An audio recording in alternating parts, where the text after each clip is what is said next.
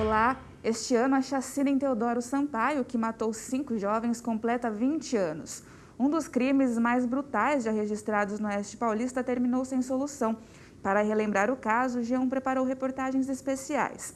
Eu converso agora com Luciano Carneiro de Paiva, primeiro delegado a presidir as investigações do caso. Doutor, Boa tarde. como foi o seu primeiro contato com o caso e por quanto tempo o acompanhou?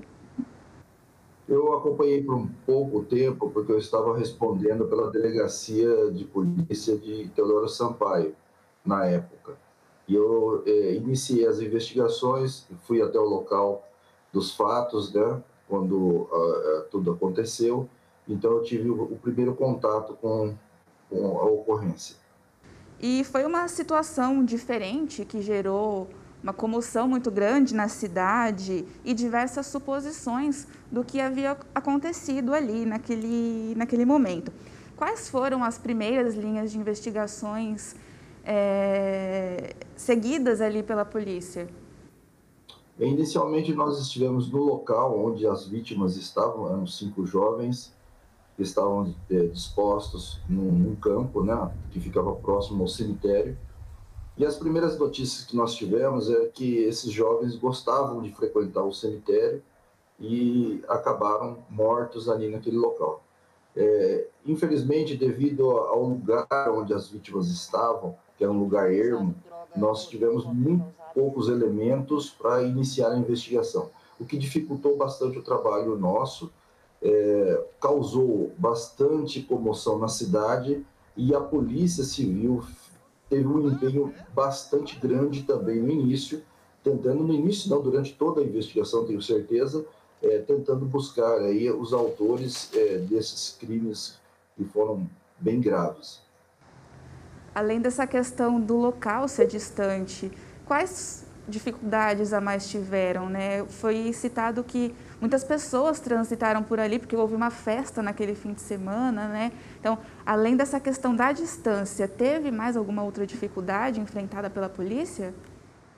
Sim, além da distância, o horário em que esse crime aconteceu, que foi de madrugada, parece, nós tivemos então dificuldade, porque não havia, naquela época, não havia câmeras de segurança como nós temos hoje, equipamentos mais avançados de monitoramento, então nós tivemos uma grande dificuldade para começar essa investigação, até por causa do silêncio, que é normal, né? As pessoas ficam com medo e às vezes acabam não colaborando com a polícia nesse tipo de crime mais violento.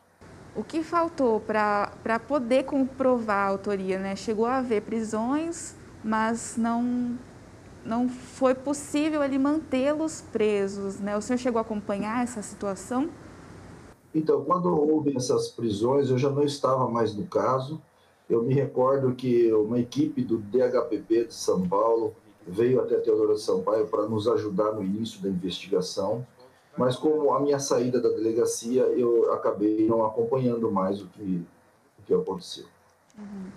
Bom, são 20 anos, né? 20 anos que nós tivemos vários desenvolvimentos tecnológicos, de forma geral, inclusive para a polícia, né? O senhor acha que, mesmo com essas dificuldades anteriores, atualmente haveria possibilidade de um esclarecimento de um crime desse tipo? Eu creio que com as câmeras de segurança na cidade, as cidades hoje estão evoluindo muito na parte de tecnologia de monitoramento de imagens. Se a cidade de Teodoro Sampaio hoje estiver com esses equipamentos funcionando, eu creio que poderia ajudar sim a polícia, se fosse atualmente, né, se esse crime tivesse acontecido agora, eu acredito que a polícia teria uma chance maior de ter elucidado os fatos. O senhor falou que ficou pouco tempo, né?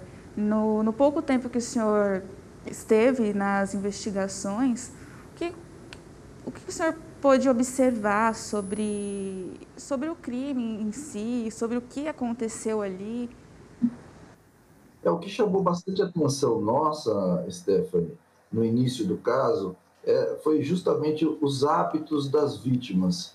eles tinham um hábito meio estranho, né, de frequentar o cemitério, de fazer algumas festas neste local. Então, isso chamou bastante atenção nossa, justamente os hábitos diferentes das vítimas, que acabou, de certa forma, facilitando um pouco o acesso a essas vítimas em horários mais tardes, né? Por exemplo, de madrugada. Eles frequentavam ali de madrugada, então isso acabou facilitando um pouco o crime ter acontecido.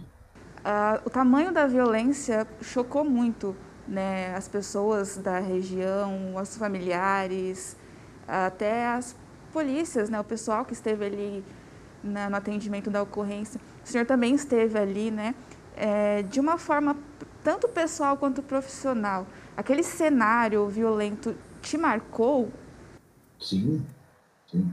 Eu me lembro que eu fiquei muitas noites sem dormir, não só eu, como a equipe, tentando chegar a algum ponto em que pudesse levar aí ao esclarecimento deste crime.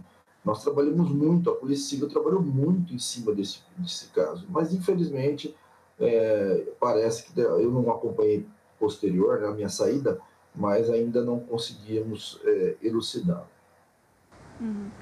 Esse caso acabou arquivado, né? O senhor, como deu início a essas investigações, qual que é o sentimento que o senhor tem em saber que esse caso acabou sem uma solução firme ali, né? Comprovada de autoria e motivação? Assim, a gente sente uma frustração, né?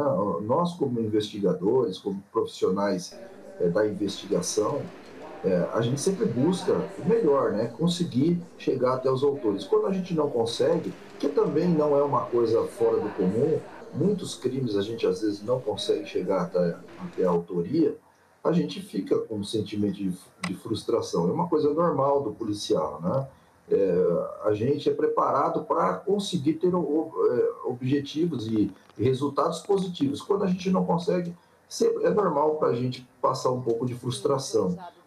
A gente tem que entender que esse tipo de crime, quando acontece em lugar ermo, lugar afastado da cidade, em horários mais estendidos de madrugada, isso dificulta muito o trabalho da polícia. Não tem uma testemunha, não tem uma imagem de câmera. Eu creio que esses fatores colaboraram muito para dificultar aí a elucidação do delito. Se mesmo que seja comum a polícia lidar com crimes violentos, o senhor chegou a presenciar algum crime de tamanha violência como esse? Eu já estou com 30 anos de carreira, né? Então a gente passa por muitas coisas na polícia, vivencia muitos crimes aí graves. Mas esse realmente foi um dos crimes da minha carreira mais que me chocaram devido à violência, porque cortou o pescoço, né, das vítimas. As vítimas tiveram aí os pescoços cortados. Então isso chamou bastante atenção e nos preocupou bastante. Uma violência bem grande mesmo. Seguindo para a questão pessoal de vidas perdidas, né, independente de motivação ou circunstância, isso mexeu com o senhor na sua visão de vida pessoal? Olha, a gente é ser humano, né? O policial é um ser humano. É claro que isso choca. Só que como a gente tem um preparo para tratar desses assuntos, a gente acaba não sofrendo tanto o impacto como uma pessoa comum, né? Nós temos um treinamento para atender esse tipo de ocorrência. Claro, nós somos seres humanos, então todo crime grave acaba nos afetando. Mas o preparo que nós temos na academia de polícia nos leva a ter um controle emocional maior quando a gente se depara com crimes violentos. Deixo em aberto, caso o senhor queira acrescentar algum detalhe desse primeiro momento, desse primeiro contato, dessas primeiras fases da investigação, que o senhor acha Sim. interessante colocar sobre esse assunto. Sim, eu agradeço a oportunidade, eu agradeço o convite também.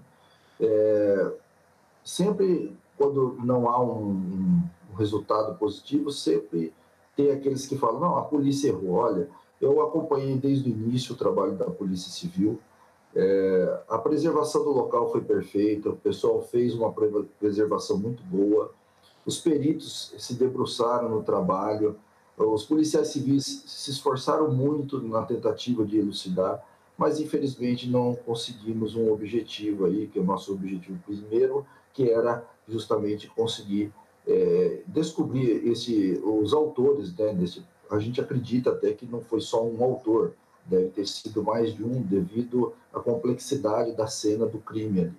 Mas eu quero deixar claro que a Polícia Civil se esforçou bastante e, infelizmente, a gente não conseguiu ainda chegar até os autores. O senhor quer, né, deixar algum recado para as famílias em relação a isso, que muitos ainda esperam, né, desde o primeiro dia, por uma justiça sobre os autores, né? Infelizmente, né, não teve um resultado tão positivo em relação a isso, né, como o senhor falou. Existe uma frustração por parte da polícia também e por parte da família, né? Então, o senhor, como policial, quer acrescentar alguma coisa para quem sentiu, né, mais de perto isso? A gente lamenta muito o que aconteceu. Fica um ensinamento também, né, para todos nós, que a gente tem que tomar muito cuidado com os nossos adolescentes, com os nossos jovens, cuidar deles, saber aonde eles estão andando, com quem eles estão andando, fazer um monitoramento aí familiar para saber onde esses jovens estão frequentando e com quem eles estão frequentando. Isso é muito importante. Nós não estamos aqui colocando a culpa em ninguém, isso foi uma fatalidade. Infelizmente, vidas se perderam e a gente lamenta muito. E eu creio que a Polícia Civil ainda pode até um dia conseguir chegar a esses autores. É claro que com o tempo passado, né, já fica mais difícil, mas a gente fez o que a gente pôde em relação a esse caso. Maravilha. Doutor, eu agradeço mais uma vez a presença, as informações para a nossa reportagem aqui do G1. Eu que agradeço, Stephanie. Muito obrigado. Viu?